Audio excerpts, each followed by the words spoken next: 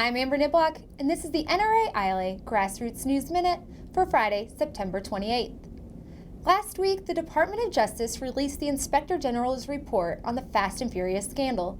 And while it found 14 officials from the department and the BATFE responsible for the reckless program, it failed, unfortunately, to hold Attorney General Eric Holder responsible for the actions of those under his supervision.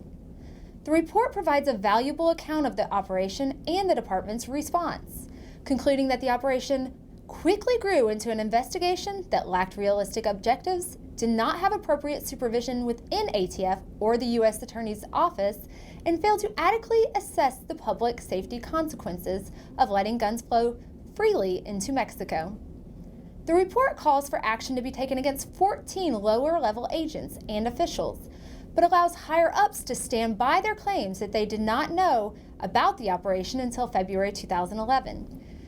In his statement on the report, Oversight Committee Chairman Darrell Issa said, quote, "It's time for President Barack Obama to step in and provide accountability for officials at both the Department of Justice and ATF who failed to do their jobs. Attorney General Holder has clearly known about these unacceptable failures, yet has failed to take appropriate action for over a year and a half," end quote. We agree with Chairman Issa. The Attorney General of the United States cannot simply claim he did not know. It was his fundamental responsibility to know what was being done under his leadership. That point was hinted at this week by former ATF Acting Director Kenneth Melson, who was also faulted in the report and retired from his subsequent DOJ job after the report was issued.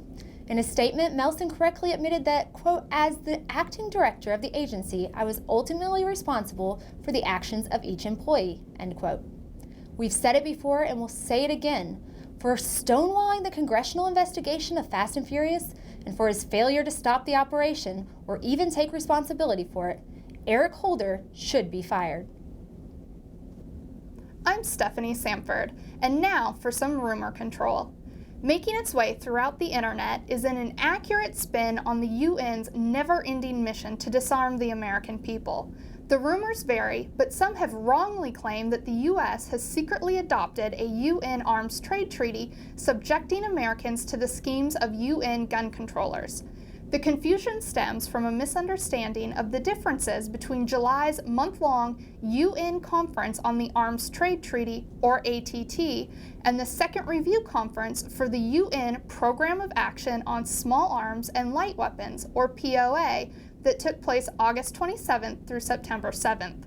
Both of these measures, while having many of the same anti-gun supporters and objectives, are two distinct UN initiatives. Rumor mongers have treated the continued participation of the U.S. in the POA process as evidence that the U.S. has adopted the ATT or another mandatory UN gun control program. Continued participation in the POA is misguided and a long-term threat to gun owners, but it is not connected to the signing or ratification of the ATT. Some confusion regarding the ATT and POA is understandable, considering the highly bureaucratic nature of UN activities. A careful reading of the documents produced for the ATT and POA make clear that these UN initiatives are aimed at controlling civilian gun ownership. However, thanks to the NRA, informed gun owners, and our friends in Congress, such attempts have failed.